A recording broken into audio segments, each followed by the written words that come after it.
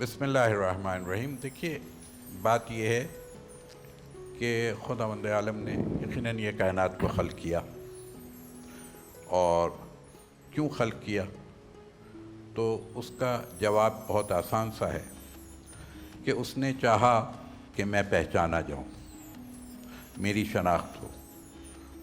تو پھر اس نے کیا کیا؟ ہمارے اور آپ کے پیارے رسول علیہ وآلہ وسلم کے نور کو خلق کیا. یعنی گویا اب بشریت کا سب سے پہلے آغاز، لوگ کہتے ہیں کہ حضرت آدم بعد میں کہتا ہوں بشریت کا سب سے پہلے آغاز ہوا ہے صلی اللہ علیہ وسلم. اور آپ کے نور کو ما خلق تو وہ کی منزل ہے کہ مجھے کوئی چیز نہیں تھی تو خدا نے کیا ہے اول ما خلق اللہ نوری، کہ خدا نے میرے نور کو خلق کیا. اور پھر یہ کائنات جو بنائی، لولا کا لما کا خلقت الافلاک، اگر آپ نہ ہوتے تو پھر کیا ہوتا؟ میں افلاک کو ہی خلق نہ کرتا. لیکن آپ کی خلقت کا مقصد کیا؟ آپ کی خلقت کا مقصد یہ تھا کہ معرفت خدا ہو، یعنی عبد اور معبود کا ایک رشتہ بن جائے جو اس کو پہچانے، اس کی معرفت کو حاصل کرے، اور اس کی عبادت یعنی بندگی کا سلیقہ کہ کیا ہوتا ہے. یہ جوڑ وہاں سے شروع ہوا، اور اس کے بعد پھر خداوند عالم نے وہاں پر آ کر کے اس انداز سے بیان کیا کہ لقد خلقنا الانسان فی احسن التقویم. سبحان اللہ. انسان کی خلقت کو خدا نے احسن تقویم پر خلق کیا، واہ. اور وہ خود یہ کہتا ہوا نظر آتا ہے تبارک اللہ احسن الخالق. وہ مبارکباد دیتا ہے، ناز کرتا ہے کہ میں نے یہ بنایا، حالانکہ ساری کائنات اس کی بنائی ہوئی ہے. ہر ذرہ اپنی جگہ ایک انفرادیت رکھتا ہے، ہر ذرے کی اپنی ایک خوبی ہے. یعنی لیکن اس کے باوجود اس نے پوری کائنات کو کمال کا نہیں کہا تو کس کو کہا؟ احسن تقویم والے کو. لیکن افسوس کے ساتھ کہنا پڑتا ہے پھر یہاں پر آ کر کے کہ اس کے بعد کی آیت یہ کہتی ہے لقد خلقنا الانسان فی احسن تقویم ثم رددناہ اسفل السافلین.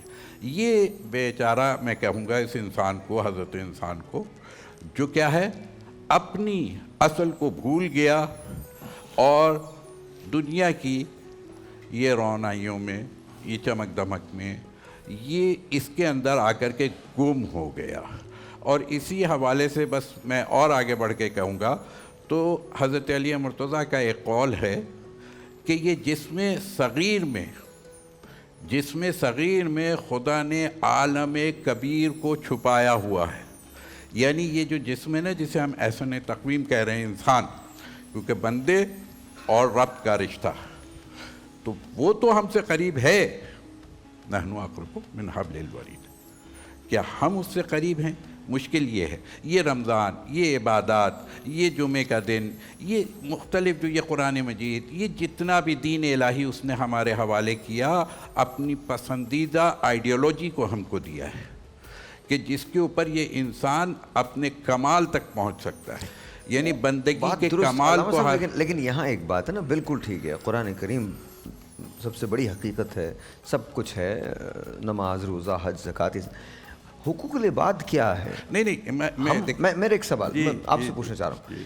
ہم جسے دیکھو، میں بہت سمپلی یہ کہہ رہا ہوں، ہمارے ہم مساجد میں نمازیں بھی ہوتی ہیں، صفیں بھی بنتی ہیں، تلاوت کلام پاک بھی ہوتی ہیں، قرآن بھی ختم کیے جاتے ہیں، اس کے باوجود بھی ہم بندوں تک پہنچ ہی نہیں پاتے.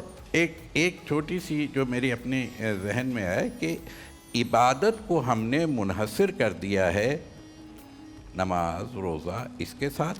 حالانکہ عبادت کا مادہ کیا ہے؟ عبادت کا مادہ عین بے دال عبدیت، بندگی صرف نماز روزے میں نہیں ہے. بندگی کیا ہے؟ انسان کے خدمت کرنا، یہ بندگی ہے. انسان کے کام آنا، یہ بندگی ہے. میں کہوں گا ابھی سالم بھائی بیٹھے، آپ نے حوالہ بھی دیا، جو لوگ انسانیت کی خدمت میں مشغول ہیں، خدا نے یہ ساری چیزیں، اب میں کہتا ہوں کہ یہ افلاک جو بنایا ہے یہ انسان کے لیے بنایا ہے. بالکل صحیح.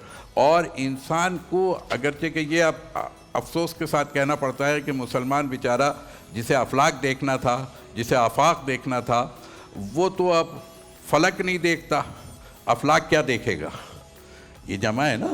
یعنی ایک ہم آسمان تک جانے کو تیار نہیں. ہم تو، ہماری نظر اتنی کوتا ہو گئی ہے آج کے میں خاص طور پہ مسلمانوں کے حوالے سے، اور چونکہ آج کا دن بھی ایسا ہے کہ ایک طرف انسانیت بلک رہی ہے، ایک طرف انسانیت صدا دے رہی ہے، ایک طرف یوں کہیے، میں مسلمان بھی نہیں کہہ رہا اس لیے کہ پھر وہ ایک محدودیت آ جاتی ہے۔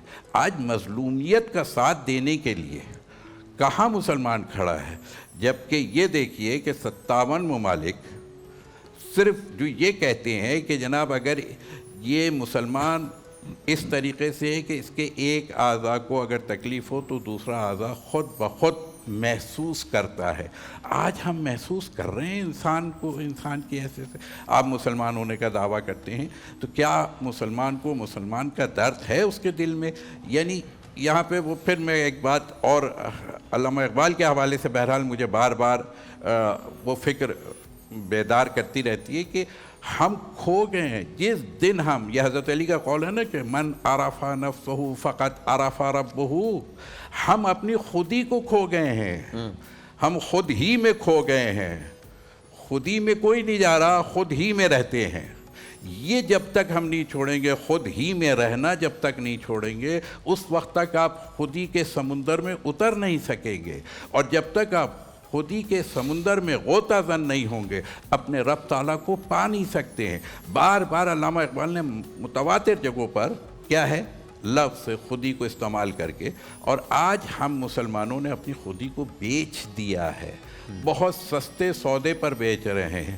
مثلاً اقتدار، مثال کے طور پر کیا ہے، اور جاؤ حشم، کچھ مال، کچھ زر، اس کے عوض میں ہم کیا ہے اپنی خودی بیچ دیتے ہیں، جس کے لیے خود علامہ اقبال نے وہ چیز بھی پھر بڑی وضاحت کے ساتھ بیان کر دی تھی اپنے بیٹے کے حوالے سے کہ دیار عشق میں، آج کہاں ہے دیار عشق؟ آج عشق کا تو لفظ صرف ایک بہت محدود معنی میں استعمال کر لیا، جسے مجازی بھی شاید نہ کہا جا سکے، لیکن وہاں لا کر کے عشق کو ختم کر دیا ہم نے، جبکہ عشق تو اس کے بعد اصل میں اس کی شروعات وہاں سے ہوتی ہے کہ جو رب تعالیٰ کے عشق میں کھو جائے تو دیار عشق میں اپنا مقام پیدا کر، نئے صبح نیا زمان، نئی صبح و شام پیدا کر، اور پھر یہ کہ خودی کو نہ بیچ۔